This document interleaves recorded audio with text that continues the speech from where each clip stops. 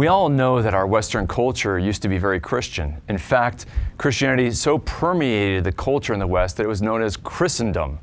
But that age is long gone now, as we all know.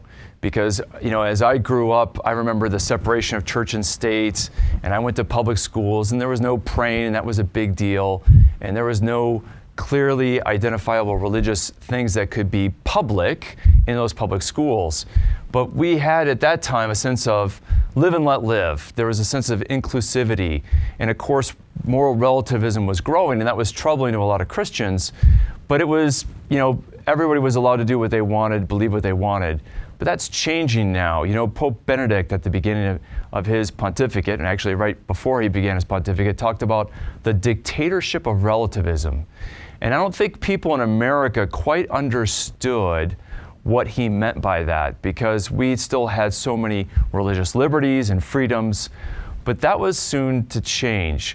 We see our culture as moving more and more secular, but as secularism becomes predominant, it's beginning, our secular culture, to question whether or not Christianity isn't really a religion that can be respected, but rather a superstition that goes against reason and science.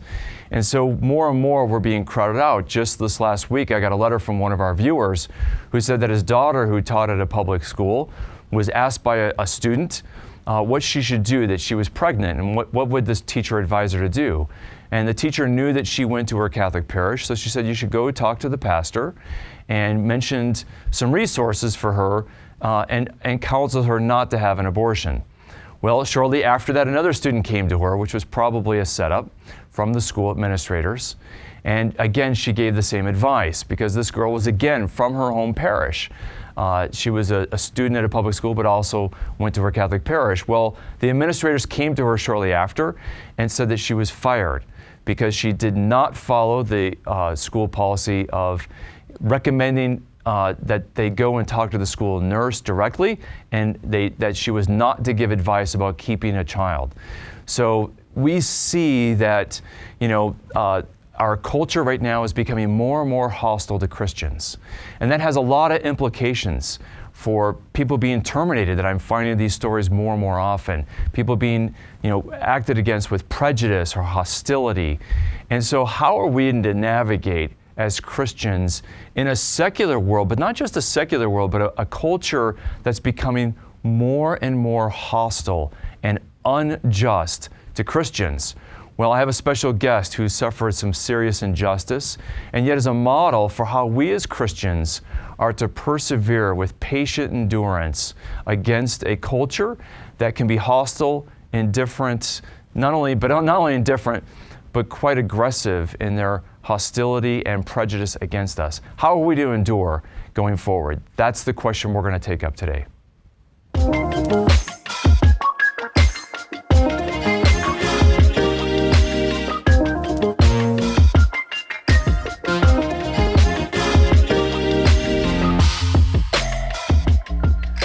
Well, welcome back, everybody. I have a special guest that I'm so pleased to be with us, and that is Cardinal George Pell, who is a cardinal. He was the Archbishop in Sydney and in Melbourne, Australia for a number of years, made a cardinal by Pope John Paul II. And he has been a long-serving cardinal in the church, a real reformer, and someone who has been an advocate of renewal in the church in Australia, and a real leader, not just in Australia, but globally for the Catholic faith. Pope Francis recognized that and made him prefect for in charge of economics. He was working on a economic reform, so don't judge him, as you've heard all these great scandals coming out of the Vatican banks. It was Cardinal Pell who was investigating a lot of that, and then he got sidelined with some false accusations in Australia. There was a real mob in the media to go after a high prelate in the church, and with these false accusations and with really not only threadbare evidence, but everything against the evidence, he was convicted under the charge of child molestation, and he was vindicated just last year with a 7-0 court decision by the Supreme Court in Australia. But it was really, he spent over 13 months in prison in solitary confinement under false accusations, and he was an innocent man. And I think of Cardinal Pell as an example of what's going to happen more and more to many Christians in different walks of life. It doesn't have to be prelates, although we know there can be many good priests who not only are falsely accused, but falsely presumed to be guilty just because they wear a collar. This is the state in which the church finds itself in the West. We used to run Western civilization as the church, but now we are at the very bottom of the rung of power in Western civilization now, and we're suffering a great sense of suspicion and hostility. And so, Cardinal Pell, thank you for coming on and joining us in the show. And I want to just go back to that moment. You talk about it when the sentence comes and how shocked you are at the injustice of it. You had a great legal team. They made a phenomenal case. And of course, the judge himself probably understood that you were innocent. And I think even he was surprised that the jury gave this conviction and found you guilty. That must have been a shocking moment for you, given the evidence. Yes, it was. And it wasn't at all what I expected. And it wasn't just my legal team. It was a lot of people, a lot of independent legal experts said that it would have been impossible to convict me. There was no supporting evidence, and the accusation was doubly bizarre. One of the difficulties, I think, was that a number of people don't know much about church going. They see churches, they're often empty and gloomy as they pass. So that many of the people have got no idea what a cathedral is like after a big regular Sunday Mass, with hundreds of people in the congregation, 50 in the choir, a dozen servers, people around the sacristans, and then the idea that the bishop, fully robed, would descend on two choristers whom he didn't know and abuse them in a very, very brief interval is doubly bizarre and doubly implausible. So it was a big shock. Yeah, I mean, you had 4 character eyewitnesses who attested to be with you at that time of the accusation, and they just disregarded all that. And there was a sense, both in a lot of the frenzy of the media before and during your trial, and probably in the culture there's a rising anti-Catholicism, and part of it was a reaction to the scandals that had rocked the church. Unfortunately, a lot of people don't realize that from the 90s on, the church was dealing with those scandals of pedophilia in a much better way, with a lot more clarity and a lot more justice. Now, there was a time that there wasn't justice given to victims. And do you think that there was a kind of a sense of comeuppance, a sense of retribution for the church, and that you just happen to be a representative of the church that this anger was focused on? Yes, all of that I think that you say is substantially true. The pedophilia crisis has been very damaging for the church in Australia, and I suspect in the United States. A lot of it was terrible.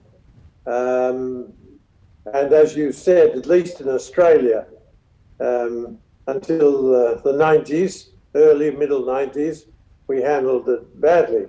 What I always thought was a bit ironic is that undoubtedly I was one of the early leaders in Australia to put in a comprehensive system in 96, which is 6 years before Spotlight in Boston. We had a Royal Commission set up by the government, and the council assisting the Royal Commission even conceded publicly that we broke the back of the problem in the 90s. We've had almost no convictions in this century. And a lot of Catholics in Australia are really surprised by this, because they thought that the Royal Commission was dealing overwhelmingly with recent events, and that wasn't the case. And I think we should have been, it would have been a bit unpopular, a bit defensive, but I think our Truth, Justice and Healing Commission, through the Royal Commission, should have insisted on what we were doing with our Towards Healing program and the Melbourne response. They weren't perfect, but they did a lot of good. And it's interesting that the Royal Commission itself has set up procedures in the last year or so, which run very much in parallel with the procedures that the Melbourne response set up. I know a lot of people who know you well, people like George Weigel, who's a mutual friend of ours, talked about how you were an advocate and one of the early reformers and leaders in this. And so it is a double irony that you would be accused of this as you were one of the reformers in this very area, renewing and bringing the church to face the truth about these things. But one of the thoughts I have in reflecting on it, and by the way, Ignatius Press has published the first volume of your prison journal, and I just want to highlight this. I'm going to mention this, but it's just called the Prison Journal Volume 1 from Ignatius Press, so anybody can get that on our Catholic.market website. On our store, we feature it there. And one of the things that I was really impressed by or edified in reading your journal during your time in prison, Your Eminence, was the sense of how you understood that there's this great injustice because of all people.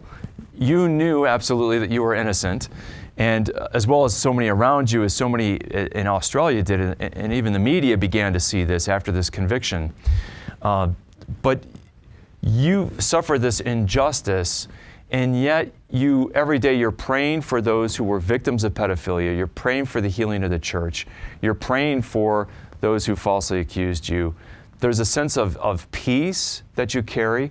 One of the greatest challenges when people suffer injustice is anger.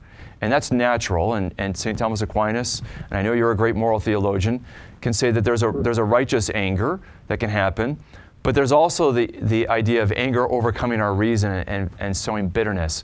What kept you from being bitter?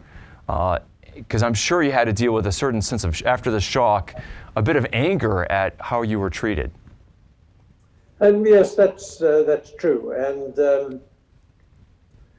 I suppose what inspired me, what kept me on the straight and narrow, was the Christian teaching that we must forgive, and there's no ifs or buts about that. And I know one nun with whom I'd crossed swords a little bit.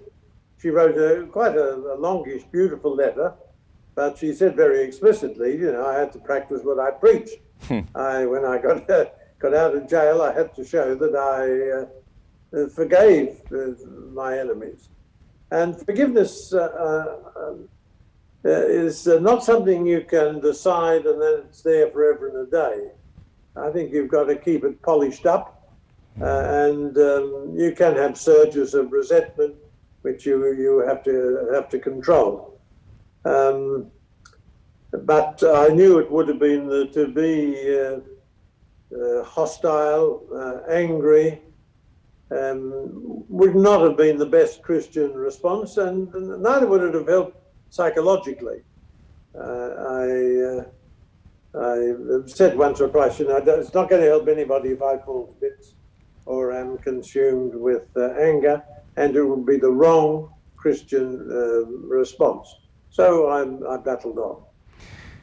One of the more harrowing things that I pick up, a small thread throughout the journal, is when you hear different, because you were in the most serious part of the prison, so you had some Islamic terrorists in your cell block and some other people like that, pretty serious offenders who were in solitary. And you could hear them wailing out, screaming out, yelling profanities at different times.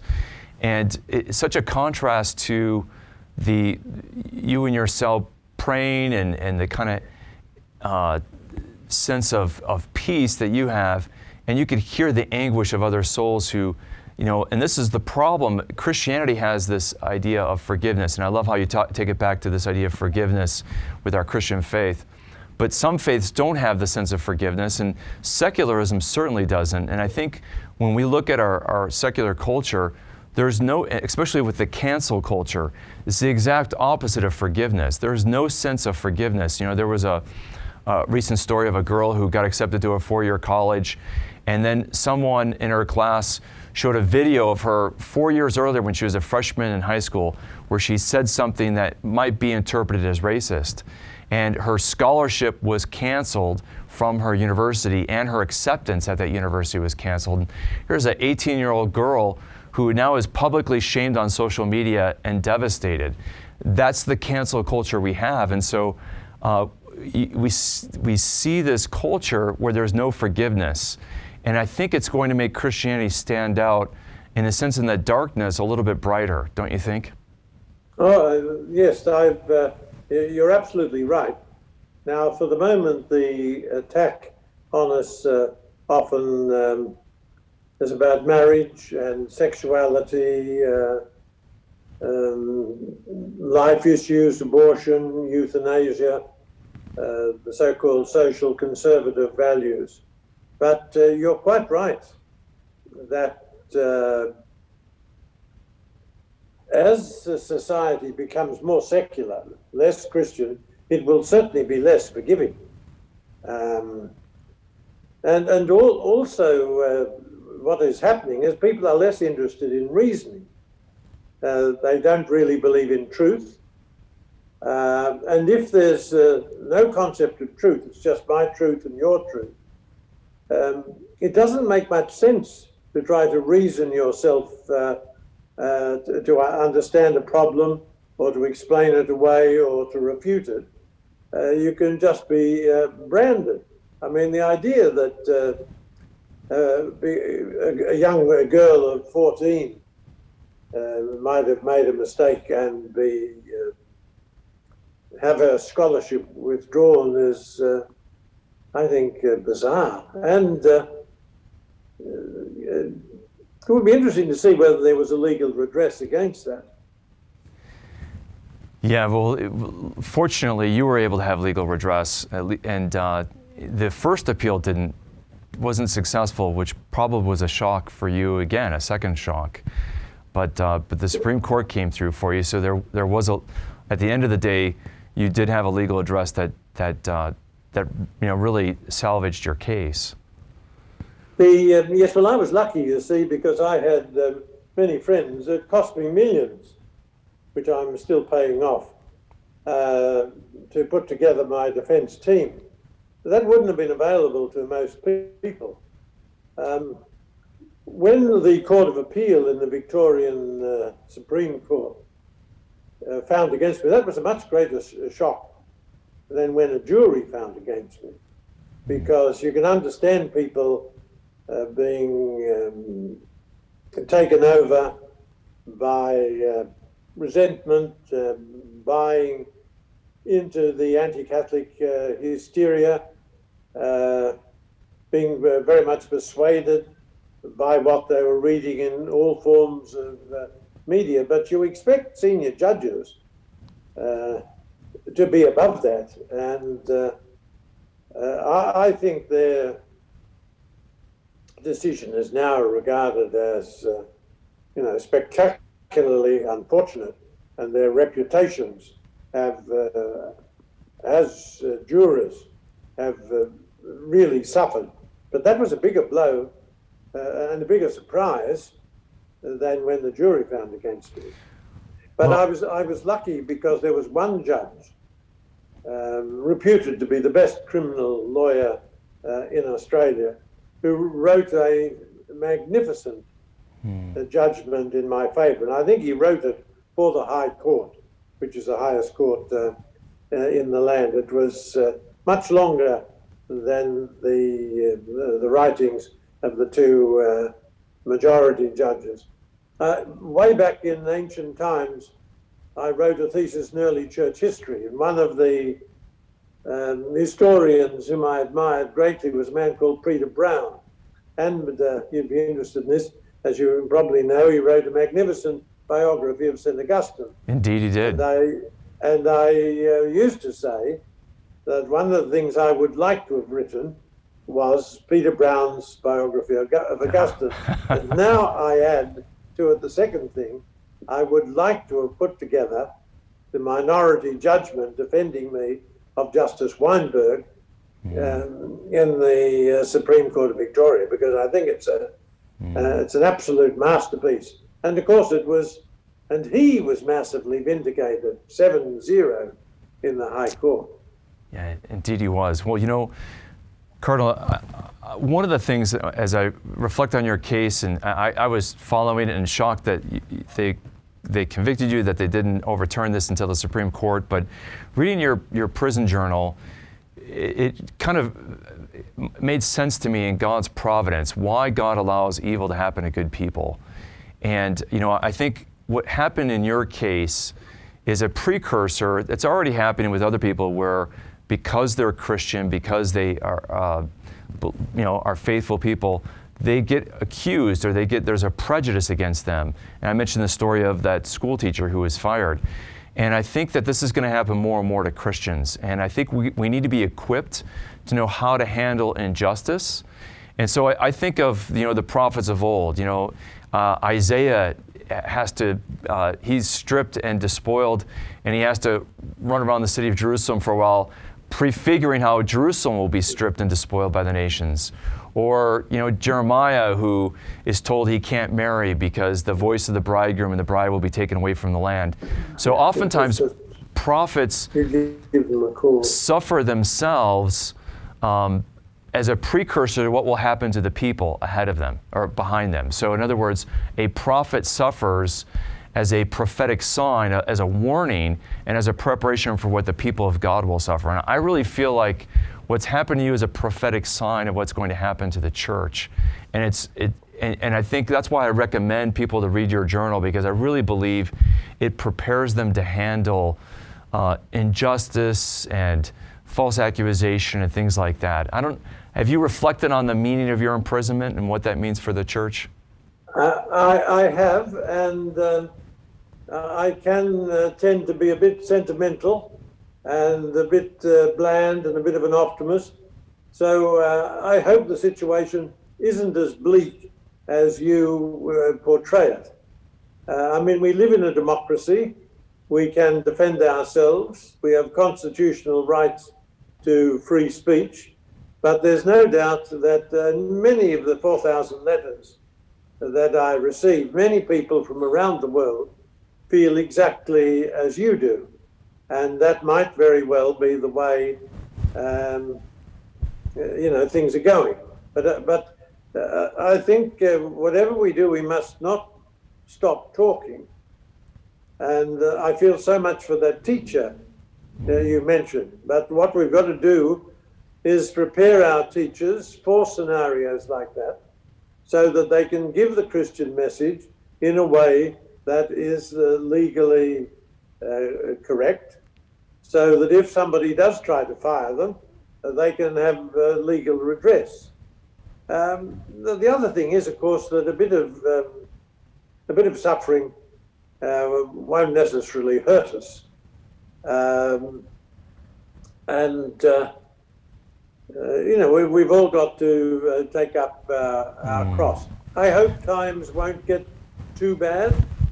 The trend is rather clear, but we have to protect ourselves through our voting. Indeed we do. I really appreciate the theme of redemptive suffering that you discuss throughout your prison journal. And I think, to me, the point is, obviously that you can have an optimistic view of Christianity in the future or a pessimistic view, but what really matters is, what I'm interested in is not just being pessimistic that the sky is falling, but that the church can be renewed by suffering. And you talk about that here. And I'm struck by, you mentioned Ash Wednesday, early on, it's right before Lent, and then when you're in prison on Ash Wednesday, you're getting letters, and there's amazing attendance that's happening in the churches in Australia of people coming back to church, probably because your case was so dominant. There was a sense of injustice to the church and the suffering of the church, and it led people to return to God. And so suffering can purify the church and lead to a renewal of the church. Even if our liberties are limited, that doesn't mean that the church has to be during the difficult times. No, that's true. And I mean, in the ancient Roman Empire was much, much more hostile to us than today. And we had no advantages like good Catholic universities or television networks, nothing like that in those days. And Christianity spread because people saw that it worked. For example, with COVID, what was revolutionary was that the Christians stayed and looked after their sick. The story is that Galen, the best known physician in the ancient world, when the plague came, he went off to his country estate. Right. Christians were the people who stayed and looked after their sick. So we've got to try to do the same, and people will notice it. I've had quite a bit to do with catechetics. I helped reform catechetics in Melbourne and in Sydney, and I tried to push a number of important things: belief in one God, one Redeemer who's the Son of God, one church, although you've got to be sensitive there, and then come follow me. But I think we should include an explicit section, just a heading, for the youngsters about redemptive suffering. Because the secularists have got no answer to suffering. Yeah. They try to ignore it, lock people up in old people's homes, shut them out of sight, have an abortion or euthanasia, finish off the suffering. We're so blessed. We need to spread the Christian message that suffering is redemptive. We weren't saved by the fact that Jesus came triumphantly into Jerusalem. We're saved by the fact that he died on the cross. And this is a very rudimentary, basic notion, and it can be very helpful to everybody, even when you've got the toothache. Amen.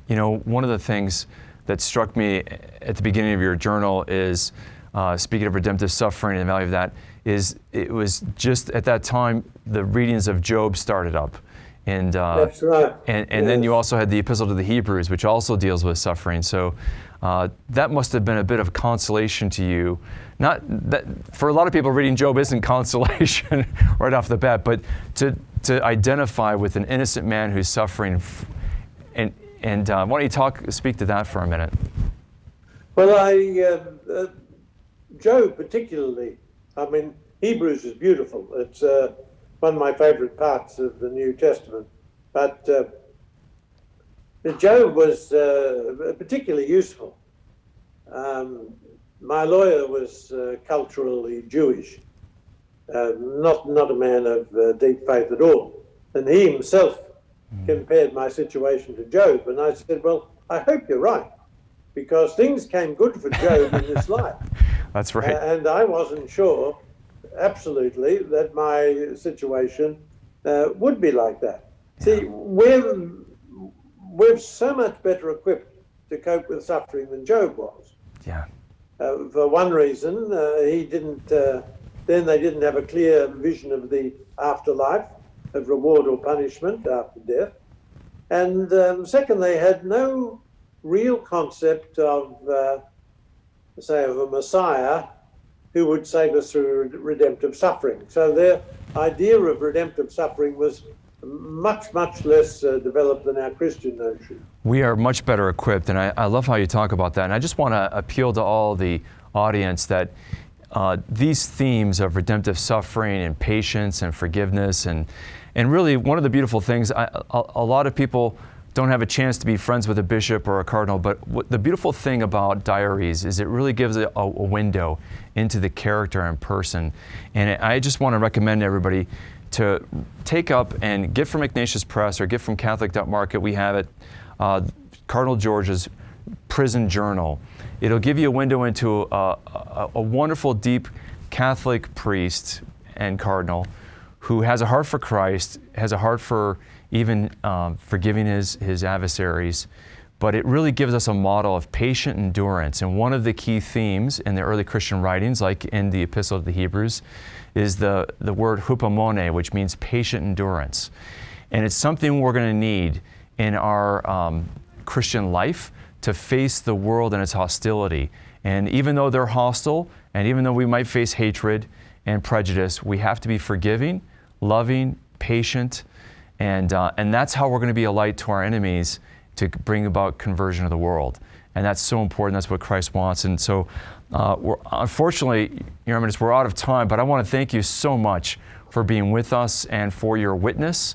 It's truly, as George Weigel would say, a witness of hope along the lines of John Paul II that you've given to the church. And I've been deeply edified, and I'm very grateful for all that you've done for us. Thank you, Doctor, and I hope it helps a bit. It will indeed. It's already doing a lot of good for many people I know. So thank you so much, and God bless. Thank you. Bye-bye. God bless.